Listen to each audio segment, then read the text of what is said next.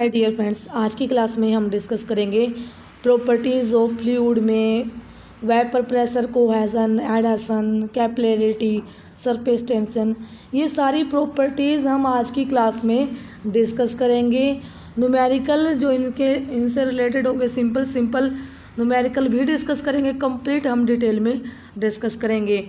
और इससे पहले वाली video properties of fluid and introduction जो क्लास रही थी, अगर आपने वो नहीं देखी है वीडियोस तो आप देख लेना, प्लेलिस्ट में अवेलेबल हैं।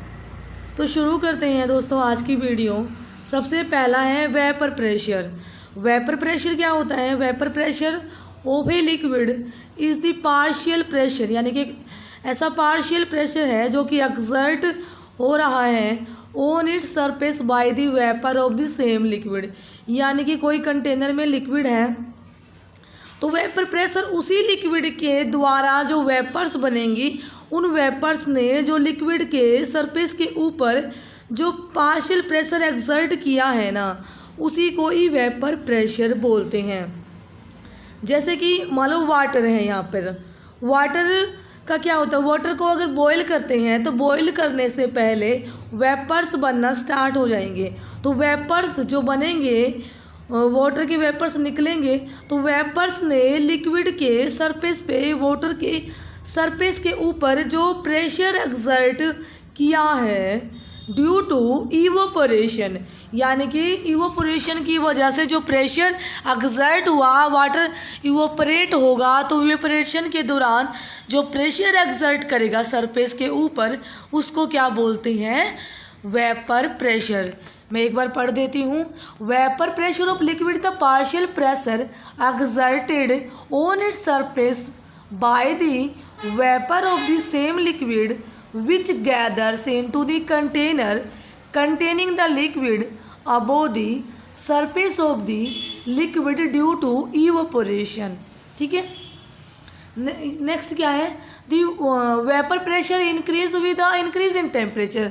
ऑब्वियसली बात है, जितना टेम्परेचर बढ़ेगा इवेपोरेशन बढ़ जाएगा, तो जो वेपर प्रेशर है वो भी बढ़ जाएगा। This is to the fact that temperature rise will evaporate more vapour which will exert more partial pressure.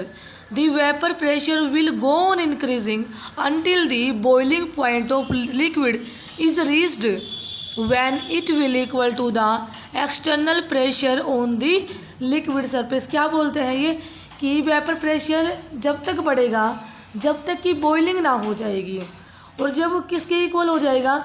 जो लिक्विड सरफेस का एक्सटर्नल प्रेशर है उसके इक्वल हो जाएगा। दिस, और इसी का मतलब ये है कि this explain why liquid boil at low temperature on the hills. क्या होता है? जो हिल्स होते हैं, जो पहाड़ होते हैं, वहाँ पर क्या होता है? लिक्विड है कम टेम्परेचर पर बॉयल होता है। क्या होता है? हिल्स के ऊपर जो एटमॉस्फेरिक प्रेशर कम हो जाता है, जिसकी वजह से जो वेपर प्रेशर है वो कम टेम्परेचर पे ही ज़्यादा हो जाएगा। ठीक है, जिसकी वजह से क्या हो जाएगा? लिक्विड कम प्रेशर पर ही बॉयल होना, कम टेम्परेचर पर ही बॉयल होना स्टार्ट हो जाएगा। एग्जांपल के लिए हम एज्यूम कर लेते हैं, कोई हील है जिसके ऊपर एटमॉस्फेरिक प्रेशर है 0.466 बार, जो कि वेपर प्रेशर की अगर बात की जाए तो वहाँ पर क्या है? 80 डिग्री सेल्सियस है। तो इस तरीके से हम कह सकते हैं जो वाटर बॉईल करेगा वो 100 की बजाय 80 डिग्री सेल्सियस पर बॉईल करेगा हील्स पर। तो बेटा 1 मिनट वेट करो, आई थिंक ये पीडीएफ चेंज कर लो। यस, तो कितने डिग्री पे? 80 डिग्री सेल्सियस पे वाटर बॉईल होना स्टार्ट हो जाएगा। अगर एक्चुअली में कितना होता है? 100 डिग्री सेल्सियस पे होता है। तो कम टेम्परेचर पे वाटर बॉईल होना स्टार्ट हो जाएगा। नेक्स्ट प्रॉपर्टी है कोहेजन। कोहेजन प्रॉपर्टी ऐसी प्रॉपर्टी है लिक्विड की जिसके द्वारा bye virtue of which it can withstand slight tension, यानी कि थोड़ी सी टेंशन आ जाएंगी लिक्विड्स के अंदर, तो ये प्रॉपर्टी क्या होती है, किसकी वजह से होती है, जो सेम लिक्विड रहता है ना, जो लिक्विड रहता है उसके जो मॉलिक्यूल्स होते हैं ना, वो आपस में जो फोर्स ऑफ अट्रैक्शन लगाते हैं एक दूसरे पर, तो उनकी वजह से होती है। यानी कि property of liquid due to intermolecular attraction between the molecules of the liquid, liquid के मॉलिक्यूल्स जो इंटरमोलिक्यूलर अट्रैक्शन फोर्स लगाएंगे एक दूसरे के ऊपर, तो उसकी वजह से कोहेजन होता है। को का मतलब सेम, तो सेम लिक्विड फोर्स यानी कि सेम लिक्विड पार्टिकल्स जो इंटरमोलिकुलर जो फोर्स ऑफ अट्रैक्शन लगाएंगे एक दूसरे पार्टिकल्स के ऊपर, तो ये प्रॉपर्टीज़ आ गई कोहेशन में। तो ये प्रॉपर्टीज़ यानी कि कोहेशन की वजह से जो सरफेस टेंशन जो फिनोमेना है वो एक्ट होता है, यानी कि सरफेस टेंशन जो प्रॉपर्टीज़ है वो कोहेशन की वजह से होती हैं। और अगर बात की जाए जो टैप होता है, जो नल होता है ना, नल के ऊपर जो वाटर की जो बूंद रहती है हैंग करती है यानी कि लटकी रहती है, वो भी कोहेजन प्रॉपर्टीज़ की वजह से ही वो उस पर हैंग करती है, क्योंकि इंटरमोलिकुलर फोर्स जो कि लिक्विड पार्टिकल्स है लिक्विड के बीच में लगता है, जिसकी वजह से वो नीचे नहीं गिरती है, वो हैंग कर ही रहती है। देन आती है एडहेसन। एडहेसन एक प्रॉपर्टी है लिक्विड की जिसके द्वारा एडहेर का मतलब होता है स्ट्राइक करना, किसी सॉलिड बॉडी पे स्ट्राइक करेगा जो कि कांटेक्ट में आएगी। आप ये समझो कि जो हम टेप लेते हैं, जो मास्किंग टेप रहती है जो भी, तो उनको एक एडहेसिव टेप भी बोलते हैं। क्यों? क्योंकि वो दूसरे सरफेस पे स्ट्राइक या चिपकने का काम करती हैं। और एक फेविकोल या कुछ भी ऐसा गम होता है तो उसका दूसरा नाम क्या होता है? एडहेसिव होता है। एडहेसिव का मतलब है कि उसमें ऐसी प्रॉपर्टी है दूसरे के साथ में चिपक जाएगा, स्ट्राइक हो जाएगा, एडहेर हो जाएगा, तो उस प्रॉपर्टी को क्या बोलते हैं? एडहेसन। तो एडहेसन मतलब कि ऐसी प्रॉपर्टी है लिक्विड की कि वो दूसरे सॉलिड के साथ में चिपक जाए, स्ट्राइक हो जाए या एडहेर हो जाए, जब भी वो कांटेक्ट में आएगा तो उसको एडहेसन बोलते हैं। जबकि कोहेजन में क्या होता है? कोहेजन होता है इंटरमोलिकुलर फोर्स ऑफ अट्रैक्शन जो रहेगा लिक्विड मॉलिक्यूल्स का, यानी कि खुद के मॉलिक्यूल्स के बीच क्या इंटरमोलिकुलर फोर्स ऑफ अट्रैक्शन। जबकि एडहेशन क्या होता है? एक प्रॉपर्टी है जिसके द्वारा वो दूसरे सॉलिड बॉडी के साथ में स्ट्राइक करता है, उसके साथ चिपक जाता है। ठीक है, तो बात की जाए जो ड्रॉपलेट है, टिप जो रही थी उसके ऊपर जो फॉल करेगी, जो टिप के ऊपर यानी कि before the falling from the tip, तो उसके जब तक वो रहेगी एडहेसन की वजह से सॉलिड बॉडी के साथ में जो वाटर ड्रॉपलेट है वो स्ट्राइक करेगी, वो एडहेसन की वजह से करेगी। एडहेसन जितना ख़त्म हो जाएगा तो वो गिर जाएगी। देन आती property surface tension. Surface tension property है लिक्विड की by virtue of which free surface of liquid act as a stretch elastic membrane capable of bearing the slight amount of tension is called surface tension. क्या होता है? जो liquid surface जो free surface रहता है उसमें जो भी फ्री सरफेस यानी कि लिक्विड है ये यहाँ पे, तो फ्री सरफेस रहेगा वो एक स्ट्रेच फोर्स लगाएगा, स्ट्रेच मेम्ब्रेन की तरह एक्ट करेगा, तो उसी फोर्स को क्या बोलते हैं? यानी कि कुछ टेंशन में रहेगा, उसी फोर्स को क्या बोलते हैं? सरफेस टेंशन बोलते हैं। मैथमेटिकली अगर बात की जाए तो सरफेस टेंशन क्या होती है? Force required unit length of the film in equilibrium, यानी कि एक यूनिट फिल्म को इक्विलिब्रियम यानी कि इक्विलिब्रियम में रखने के लिए जो फोर्स लगेगा उसी को क्या बोलते हैं? Surface tension. यानी कि कितना न्यूटन ऑफ फोर्स लगा है 1 मीटर एरिया पे, 1 न्यूटन फोर्स यानी कि कितना फोर्स लगा है 1 मीटर एरिया पे, ये क्या हो जाएगा? सरफेस टेंशन हो जाएगा। ये प्रॉपर्टी है जो कि डिस्क्राइब की जाती है by slowly placing steel needle on a surface of the water in horizontal position. यानी कि वाटर है, वाटर के ऊपर हॉरिजॉन्टल यानी कि एक नीडल है, सुई है, उसको हॉरिजॉन्टल पोजीशन में रखेंगे तो क्या होगा? जो नीडल है वो तो स्ट्राइक करना स्टार्ट करेगी, लेकिन जो वाटर के पार्टिकल्स हैं वो क्या करेंगे? वो नीडल को थोड़ा सा डुबो देंगे, यानी कि अपना जो भी सरफेस के अंदर चली जाएगी, यानी कि उसमें कुछ डिप्रेशन आ जाएगा। और ये क्या कि क्यों किसकी वजह से होता है? ये लिक्विड के पार्टिकल का जो अपने आप में क्या होता है? कोहेसिव फोर्स रहता है, और ये सरफेस टेंशन की वजह से होता है। ठीक है, नेक्स्ट प्रॉपर्टीज़ आती हैं कैपिलैरिटी। कैपिलैरिटी एक ऐसा फिनोमेना है जिसके द्वारा लिक्विड राइज करेगा या फाइल करेगा इन ए थिन ग्लास ट्यूब, यानी कि अगर थिन ग्लास ट्यूब नहीं है तो उसमें ऐसी प्रॉपर्टी शो नहीं करेगी। लेकिन जो कैपिलरिटी है, वो जो प्रॉपर्टी है, जो फिनोमेना है, ये ओनली एंड ओनली शो करेगा थिन ट्यूब के अंदर। जो थिन ग्लास ट्यूब है उसी की में ही दिखेगा, जो लिक्विड के अंदर इमर्ज्ड होगी। यानी कि लिक्विड के अंदर ग्लास ट्यूब को अगर डाल दिया तो उसमें ये फिनोमेना एक्ट करेगा। ठीक है, तो जब उसको डिप करेंगे लिक्विड के अंदर, तब या तो कैपिलरी राइज होगा, या कैपिलरी डिप्रेशन होगा, या कैपिलरी फॉल होगा। यानी कि कैपिलरी राइज और कैपिलरी डिप्रेशन या कैपिलरी फॉल, ऐसा फिनोमेना एक्ट करेगा जब भी एक थिन यानी कि पतली सी ग्लास ट्यूब को लिक्विड के अंदर हम डिप कर देते हैं, यानी कि उस वेसल या उस कंटेनर में डाल देते हैं जहाँ पर लिक्विड है। तो ये जो फिनोमेना है ये किसकी वजह से होता है? ये कोहेजन की वजह से भी होता है एंड एडेशन की वजह से भी होता है। कोहेजन का मतलब ये होता है कि लिक्विड पार्टिकल्स, यानी कि जो लिक्विड पार्टिकल्स के बीच में इंटरमोलिकुलर फोर्स ऑफ अट्रैक्शन है। एडेशन का मतलब लिक्विड एंड सॉलिड के साथ में, यानी कि जो लिक्विड है वो ग्लास ट्यूब के साथ में कैसा प्रॉपर्टीज शो करेगा, वो एडेशन होता है। तो कोहेजन बिटवीन दी, अगर मान लो दो कंडीशंस होंगी, एक तो कैपिलरी राइज होगा, एक कैपिलरी फॉल होगा या कैपिलरी डिप्रेशन होगा। ये किन कंडीशन की वजह से होता है? तो सबसे पहला देखो, if the cohesion between the liquid particle is less than the adhesion of the glass tube, then the liquid on the tube will rise in comparison of general level of the liquid. यानी कि अगर मान लो cohesion liquid particle, यानी कि cohesion liquid particles, यानी कि ये liquid particles हैं, लिक्विड पार्टिकल्स में कोहेजन ज़्यादा हो जाएगा एज कम्पेयर टू एडेशन। तो क्या हो जाएगा? कोहेजन ज़्यादा है एडेशन की वजह से, तो लिक्विड जो पार्टिकल्स हैं वो क्या हो जाएंगे, एक तरीके के इस तरीके से शो करेंगे कि हमें जर्नल लेवल जो रहेगा लिक्विड का, अगर मान लो इतना रहना चाहिए पर्टिकुलरली, लेकिन वो क्या हो जाएगा, जनरल लेवल से वाटर क्या हो राइज कर जाएगा। यानी कि लिक्विड क्या ऐसा दिखेगा कि वो थोड़ा उठा हुआ है। तो कैपिलरी राइज फिनोमेना शो करता है। तो ये किसकी वजह से होता है? जब लिक्विड पार्टिकल में जो कोहेजन है वो कम हो जाएगा, एडेशन ज़्यादा होगा, कोहेजन कम होगा एंड एडेशन ज़्यादा हो जाएगा, तो वो चिपकना स्टार्ट हो जाएंगे। एडेशन यानी कि जो इसके साथ स्ट्राइक ज़्यादा करेंगे। ठीक है, तो राइज फिनोमेना शो करेगा।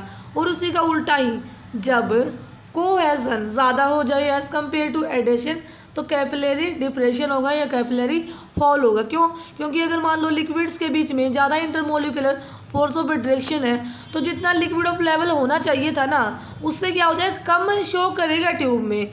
तो वो एडेशन की वजह से, यानी कि लिक्विड पार्टिकल्स के बीच में इतना फोर्स ऑफ अट्रैक्शन है कि वो नीचे ही, यानी कि खुद ही में ही वो सिमट के रह जाएगा। लेकिन कैपिलरी राइज में क्या हो जाएगा, एडेशन ज़्यादा है, तो वो स्ट्राइक करेगा ट्यूब के साथ में। तो ये होता है। अगर बात की जाए एक्सप्रेशन की, तो कैपिलरी राइज किस में होता है? वाटर के केस में रहता है। डिप्रेशन अगर हमारा जो मरकरी रहेगा, मरकरी में जो भी रहेगा, मरकरी में एडेसिव फोर्स ज़्यादा होता है as compare to cohesive force, तो मरकरी में कैपिलरी डिप्रेशन या कैपिलरी फॉल फिनोमेना शो होगा। तो कैपिलरी राइज में हम एक्सप्रेशन निकालेंगे। तो ये फर्स्ट जो डायग्राम है इसके थ्रू देखो क्या होगा।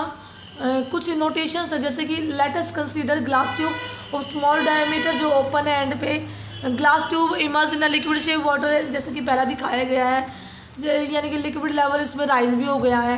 कुछ जैसे कि diameter of the glass tube को स्मॉल डी लिया है, जो ट्यूब का जो डायमीटर उसको स्मॉल डी लिया है। हाइट जो लिक्विड सरफेस से लेकर और ट्यूब तक की जो हाइट थी उसको स्मॉल एच लिया है।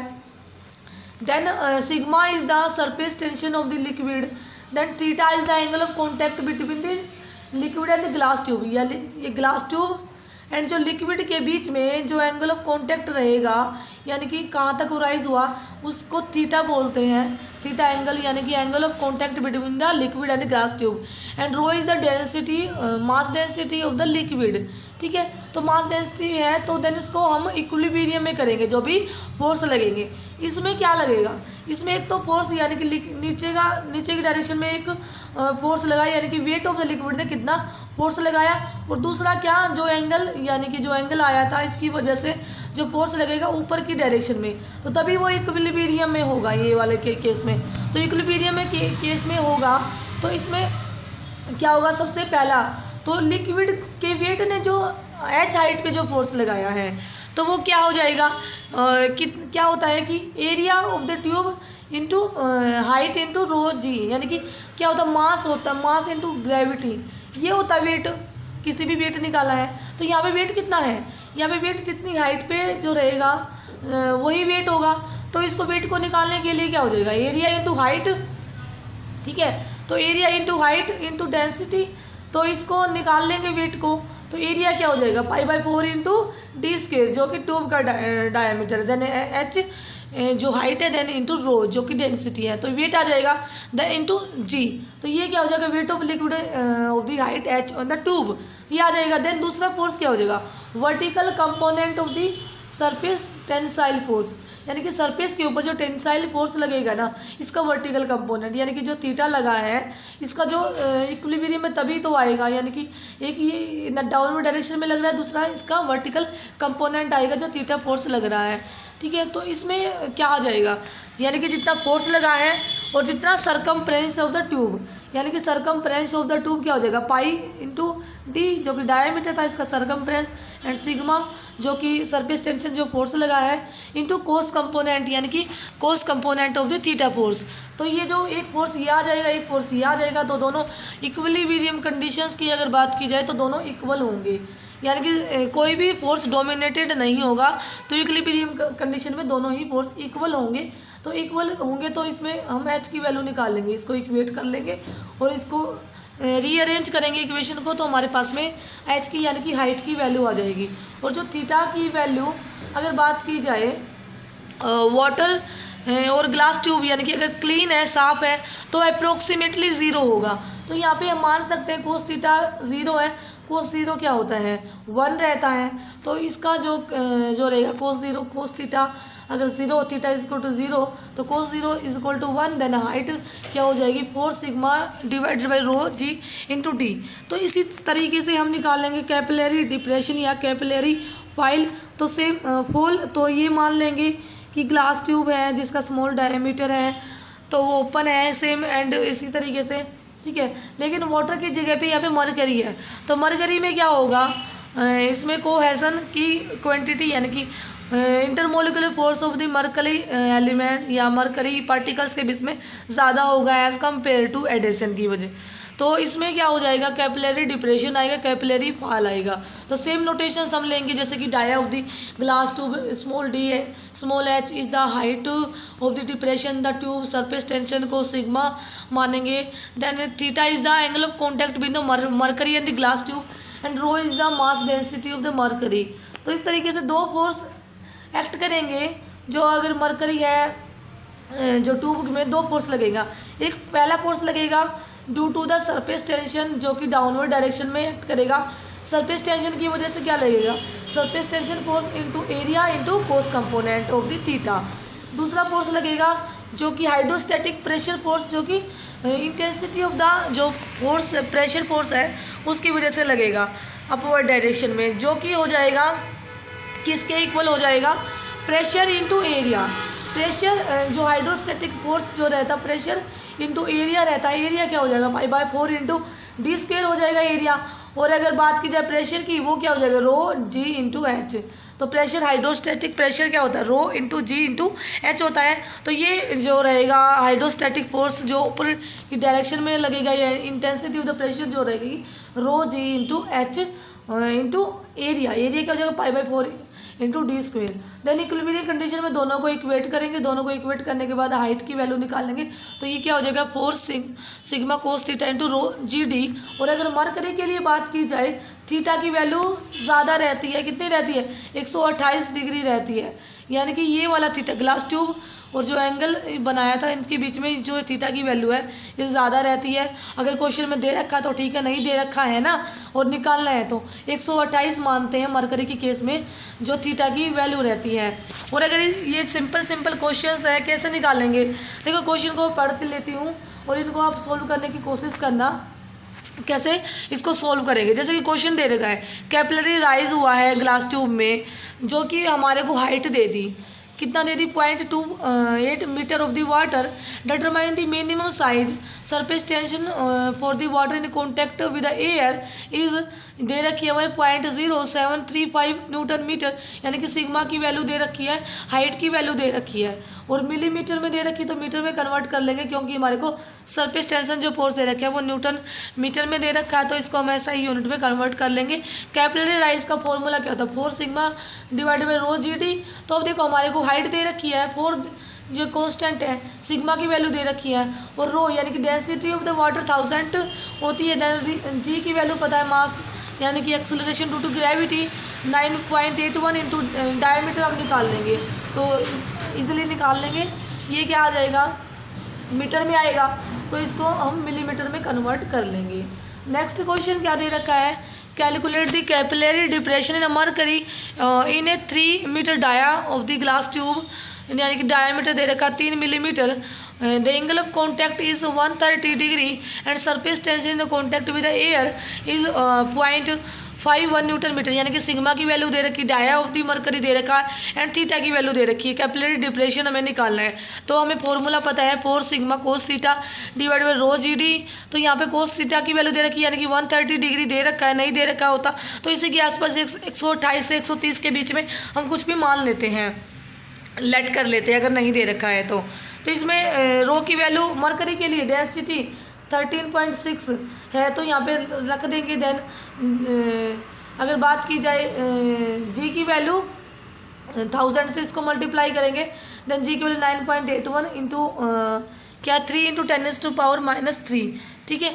तो इस तरीके से हम करेंगे कैलकुलेशंस कर लेंगे, क्योंकि ये 1000 से मल्टीप्लाई क्यों किया, क्योंकि हमें इसको मीटर में कैलकुलेट्स करना है, देन इसको बाद में उसमें करेंगे मिलीमीटर में। और इसका जो माइनस में क्यों आया है, क्योंकि ये डिप्रेशन हुआ है, इतना क्या हुआ है इसमें कम हुआ है हाइट। देन नेक्स्ट क्वेश्चन क्या है calculate the capillary effect in mm in the glass tube, mm में निकालना है, क्वेश्चन में दे रखा है डायमीटर दे रखा है 4 mm and when the emerge in a water and mercury में इमर्ज किया है the value of the surface tension for the water and mercury in contact, यानी कि वाटर के लिए सिग्मा की वैल्यू एंड मरकरी के लिए अलग अलग दी गई है। Angle of contact for the water का 0 दे रखा है, मरकरी का दे रखा है 130 डिग्री। तो हमें डी की वैल्यू दे रखी है, सिग्मा की वैल्यू दे रखी है मरकरी के लिए, वाटर के लिए, and theta water and mercury के लिए दे रखा है। तो सिम निकाल लेंगे कैपिलरी राइज का कोस 4 sigma cos theta into rho G D. तो डायरेक्टली वैल्यूज़ जो भी दे रखी है हम वैल्यूज़ को पुट करके निकाल लेंगे। देन उसके बाद कैपिलरी डिप्रेशन में क्या है हमारे को थीटा की वैल्यू दे रखी है और जो सिग्मा की वैल्यू भी अलग से दे रखी है, तो डायरेक्टली हम निकाल लेंगे और माइनस में आंसर आएगा, क्योंकि डिप्रेशन हुआ है, क्योंकि फाइल हुआ है। देन उसके बाद आता है कॉन्सेप्ट कंप्रेसिबिलिटी। कंप्रेसिबिलिटी किसी भी फ्लूइड की डिफाइन करेंगे, वो properties bye virtue of which liquid undergo A change in volume under the action of the external pressure, यानी कि अब बाहर से कोई प्रेशर लगाएंगे, मान लो लिक्विड है यहाँ पे क्या किया, लिक्विड भरा हुआ है, तो एक्सटर्नल प्रेशर की वजह से उसमें क्या हो जाएगा, वॉल्यूम चेंज हो जाएगी जनरली, यानी कि वॉल्यूम चेंज हो जाएगी। वो क्या करेगा कंप्रेसिबिलिटी, जितने वॉल्यूम चेंज हो गए उतना ही वॉल्यूम जो लिक्विड है कंप्रेसिबल है। तो वॉल्यूम कितना चेंज होगा बाहर से अगर प्रेशर लगाएंगे, जब लिक्विड हमारा किसी कंटेनर में रखा हुआ है तो अगर बात की जाए जब भी मतलब दोबारा से उसी वॉल्यूम में आ जाता है, यानी कि अगर बाहर से प्रेशर हटाया तो लिक्विड दोबारा से अपना रिगेन कर लेगा, तो उसकी जो ओरिजिनल शेप में आ जाएगा। तो इस तरीके से इलास्टिक प्रॉपर्टीज़ शो करते हैं। तो इन जो फ्लूइड को क्या बोलते हैं, इलास्टिक सॉलिड्स फ्लूइड बोलते हैं। और अगर मान लो variation of the volume of the water with the variation of the pressure is so small for the practical purpose के लिए, तो इसी वजह से क्या लेते हैं इसको जो वाटर है को कंसीडर करते हैं एज ए इनकम्प्रेसिबल। यानी कि क्या होता है वाटर के केस में कंप्रेसिबिलिटी ज़्यादा नहीं होती है, अगर प्रेशर फोर्स ज़्यादा लगाएंगे तो ज़्यादा कंप्रेस नहीं होगा, वो बहुत ही कम होगा। तो वाटर को हम मान लेते हैं इन कैटेगरी में कि ये इनकम्प्रेसिबल फ्लूइड है, और कंप्रेसिबिलिटी को एक्सप्रेस कर सकते हैं mathematically reciprocal of the bulk modulus of the elasticity, यानी कि रेसिप्रोकल है bulk modulus of the elasticity, यानी कि compressibility is equal to 1/k, यानी कि reciprocal of the bulk modulus of elasticity. और यूनिट क्या हो जाएगी, मीटर स्क्वायर पर यूनिट हो जाएंगी। और बल्क मॉडुलस ऑफ इलास्टिसिटी को डिफाइन कर सकते हैं, क्या होता है, रेशियो रहता है compressive stress to the volumetric strain, यानी कि के की वैल्यू क्या हो जाएगी, compressive stress divided by volumetric strain.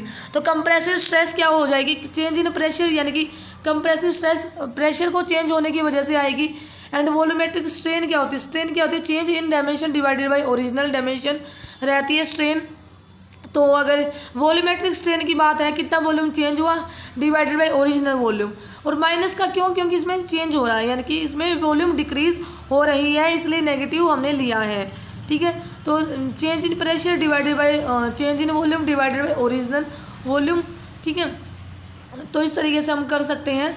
Then air की अगर बात की जाए, एयर ज़्यादा कंप्रेसिबल होती हैं वाटर के कंपैरिजन में, और अगर कितनी रहती है, 2000 times more compressible than the water, ठीक है। और वाटर 100 टाइम्स मोर कंप्रेसिबल रहेगा स्टील से। तो ये थोड़ा सा स्टार मार्क करके याद रख लेना, जो MCQ क्वेश्चंस होते हैं उनमें आ सकता है, क्योंकि जो एयर को हम ज़्यादा कंप्रेस कर सकते हैं, यानी कि जो गैस होती है उसको हम कंप्रेस करके हम उसको रख सकते हैं। जो LPG सिलेंडर्स होते हैं कंप्रेस गैस रहती हैं, उसमें CNG वगैरह जो गैस रहती है उसको कंप्रेस कर सकते हैं।